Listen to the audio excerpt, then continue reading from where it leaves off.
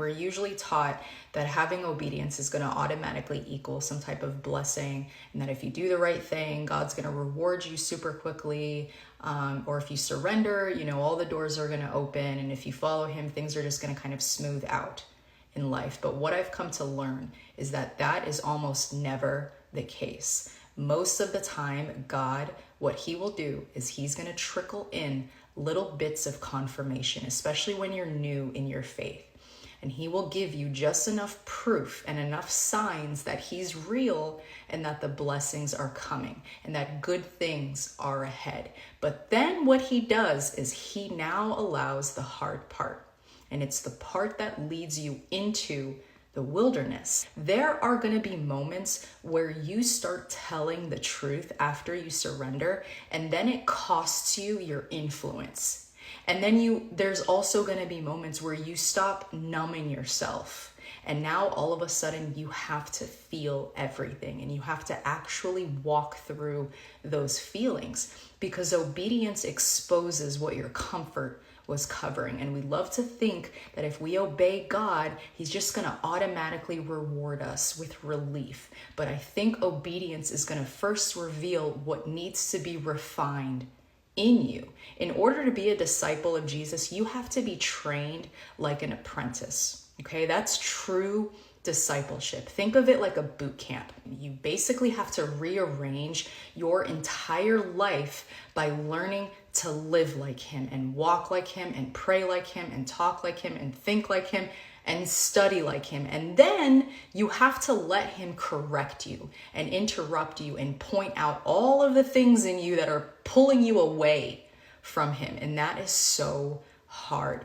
Think of it like this. If I said that I was apprenticing under a master carpenter, I am not going to go into the apprenticeship thinking I know everything. If I'm genuinely trying to learn under somebody, I have to show up every day, and I have to watch first how he holds the tools, how he positions his hands. I have to let him show me when I'm doing it wrong, and I have to let him correct me, let him say no, let him say, okay, do this first before you try that. And then I have to slow down and reshape my instincts. Don't walk in acting like I already am the master of something I haven't even practiced. That is discipleship.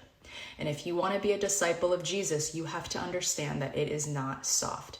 And if what you're looking for is soft, that is not true surrender. That is a front that doesn't actually change you. Discipleship is refinement, and it's exposure. It is when your reactions are confronted and your ego is challenged. You have to learn to say, okay, Jesus, you get final say, even though I do not like this, even though this bruises my pride. And just because life is uncomfortable right now, that doesn't mean that you misheard God. The same way that Israelites were pulled out of slavery in Egypt, they still had to walk through the wilderness before they reached the promised land.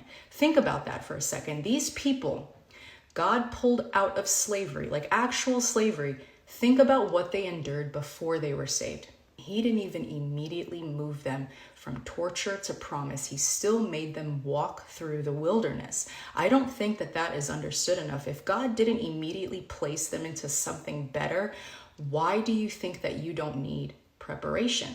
That space in between is where trust is built. And sometimes God is going to lead you out of something and into something that feels a lot worse, because he knows that that is the only way a relationship is formed.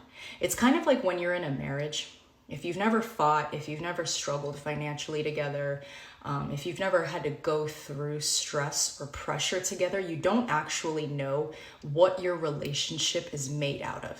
It's the same way with God. If your faith only survives when life is improving, then that means that it was only attached to outcomes, not actually to him. And so if you want to be a disciple of Jesus, you have to think like an apprentice. You have to study everything. You have to study the process, the tone, the posture. You don't get to cherry pick the comfortable parts. Eventually, what you're learning is going to show up in how you influence other people, because formation is going to naturally just spill over.